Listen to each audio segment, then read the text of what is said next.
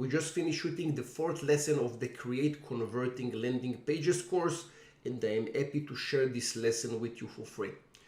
This lesson is about 5 conversion tricks that I was able to implement during the years, and I saw great results. Bottom line, you're creating web pages or landing pages, and you need to have traffic coming from those pages.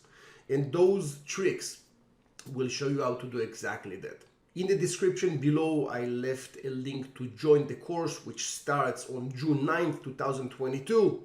I will be more than happy to see you there. Enjoy the lesson.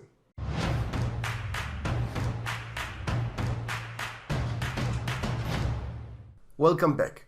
In this lesson, I'm going to teach you 5 different tricks that will help you convert better on your landing pages. The first one will be colors. Whenever you're creating your landing pages, you will see that you will have different sections. So this is section number 1, this is section number 2, section number 3. In each section, you will have maximum of 3 colors. And the main idea behind it is not to confuse the person that is watching the landing page. There are lots of designers that they like to design, and they're creating awesome designs. But the problems, those designs will not convert because the user will go to the page, will be overwhelmed by the amount of colors and so much details coming to his brain, and he will just say unconsciously, maybe tomorrow, and he will bounce out because he will not be able to grasp what you want from him. The idea with landing pages is to create maximum of 3 colors, and those colors will convert. Point number 2 will be your action links or the buttons. Those will be those links or buttons that will convert the user from just watching your page into your desired action. Those are the most important things that you will have on page. Usually, as you can see here, those buttons will have a unique color that is not used on the page, anywhere on the page. So you can see here with the VPN that you have this button. So the color that is being reserved is only for the call to action, okay? If you will go to more landing pages like Wix, you will see that the blue is being used on the page as the call to action. In this case, I will probably create a more unique color and not use the same color that is being used even in the pictures. But right now we're concentrating on the wording, and the content will not have blue because the blue is reserved only for the conversion. Also, if you will go to Airbnb, you will see that this pink is being reserved for the conversion buttons. Okay, and this is very, very common across this industry. Point number 3 will be where to position those action links, because as we said before, those will be the most important buttons and links on page. If you will look at Apple, they will have the buy button at the top, and if you will scroll across the page, you will have reasons to buy, but the buy button will be on the top. If you will go to the VPN, you will have few words and then a link. Again, few words and then a link. And the reason that it will be different from one landing page to another is because when you're watching a brand like Apple, Apple will be able to sell the product just because it's an iPhone. You don't really need to read the entire page to be convinced that Apple is a good brand or iPhone is an awesome phone. The reason that they will have a long page, it's because they're trying to extract from you $1,000, and usually the higher the number, the longer the page. And they will need just to push you a little bit more to make the purchase and buy the product. So because Apple is such a known brand, they can put the buy button on the top and they will be okay with it. With someone like me, if I will have the buy button on the top and not in a logical way that we are going to discuss it in a second, I will probably lose conversions because no one knows me, and that's a problem. If we are going to ExpressVPN, you will see that there is some kind of a structure to this landing page. There is a title, there is a short explanation, this is the H1 and this is the H2 that we are going to discuss in the future. And then you will see the link. And now you have a small trust factor below that, right? 30 days money back guarantee. How can you go wrong? Here you will have another title, another H2, and a buy link. So usually a way of placing those buy links after a small headline and a short H2, which is a short description, will be for inexpensive products. You can get away with it when it's $20, $30 a month, and let's click and see how much is it. Yeah, so those will be small numbers, and you can get away with it like that. With more expensive products, you will probably have a problem. Also with free trial, it works awesome. So the user will not have a big risk with this purchase. But when you're selling hundreds of dollars of a product, you will not get away with this kind of approach. When you're dealing with hundreds of dollars, you will need to have, here you have the link because some people know the product and they just want to buy it, but that's the only place that I will have the link here. And then you will have lots and lots of trust factors and reasons and what you're going through and all that before I will present you with the buy button. So just to summarize this point, if it's a known brand, basically you can put the buy link anywhere on page.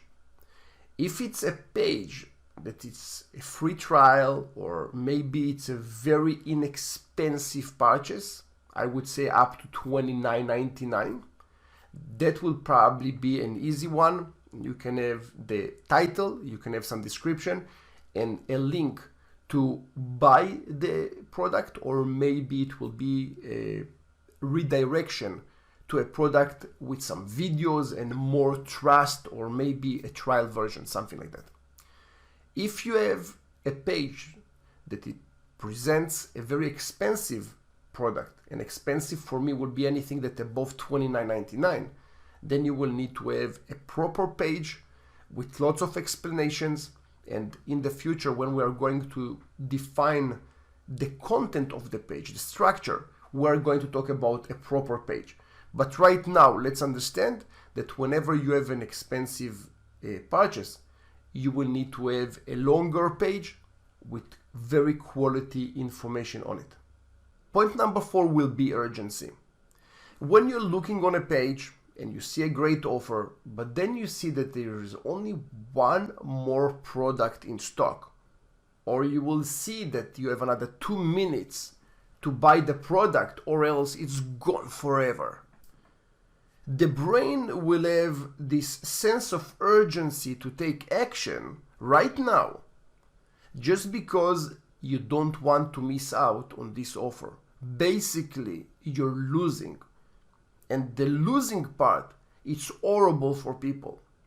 So people that are more thinking, they will be okay with it. But people that are more emotional and they are emotional buyers, they will fall into the trap and they will buy, even if they're not 100% sure. They will just say, I will buy it now and I have 30 days to return the product. That's the reason around it. So as you can see here, you can have some timers that going by. I tried to run timers on different landing pages, and when you have, let's say, 15 days or 7 days, it will not work well. It works well only when you're going through 2 days or 1 day before. Now, it's also important to say that those techniques need to be real. You can't, bullshit your way around those timers. You do need to have timers, but you can have multiple offers. So today's offer, for example, for the next 2 days, it will be, let's say, 30% off. The next timer that you're going to run from a day after this offer ends, you will have another offer of maybe buy one, get one. So you will have different offers, but you will run multiple timers. And that's very important. You don't want to fool your audience and just scam them with fake timers. You do want to have quality timers that are real, but the offer might change, so you are not a liar. Another option is that to provide some kind of a date, it's also a kind of a timer. That's not really such an effective technique as the timer, because when the person sees the timer going down, it's affecting him psychologically. And you can also use wording depending on your landing page capabilities. Point number 5 will be regarding limited availability. It might be that you're going to buy a product and you will see that you have 4 more in stock, and Amazon are really working hard on this feature. You can see also when you're trying to buy courses that you have limited availability, and it might be that the limited availability is only for the live lessons, but not for the on-demand. It might be that the price that you're going to get is limited. You have special tickets on sale, and those are limited. So you can see this example, and you can also have 1 per customer as an example. And then people will just think that this is a more quality product. Now, the product that you will see 1 per customer, it's usually when the customer cannot really buy more than 1, even if he wants, such as an internet connection or any type of a service that usually people will have only 1. So the one limited, 1 per customer, it's really just to show that there is a value, and it's like the company is losing on you for this offer. Okay, so let's summarize those 5 points. Point number 1, you're going to have maximum of 3 colors per section, not more than that. Point number 2, you're going to have 1 unique, crazy color. Usually I will have to go with the orange or some kind of a color that is not natural, that your brain will try to look at immediately. And that will be point number 2. Select the right color for your action buttons. Point number 3, position your buy links or the trial links or your forms in the right place. You need first of all to establish a base of what you're selling and why you're selling and what is the benefit for your audience, and only then ask them to buy the product. Point number 4 will be the urgency. When you're using urgency such as timers or maybe limited time offers, those will push your prospect to take action right now versus I will go do dishes and I will come back later to continue with this page, which usually never happens. Okay, so timers works awesome. And the last one will be about quantity available. And even if you're selling something that there is no quantity, I'm sure that you can be creative and find a way to create a quantity related an offer, related a discount, related a sale, or something that will help you to have the availability trick.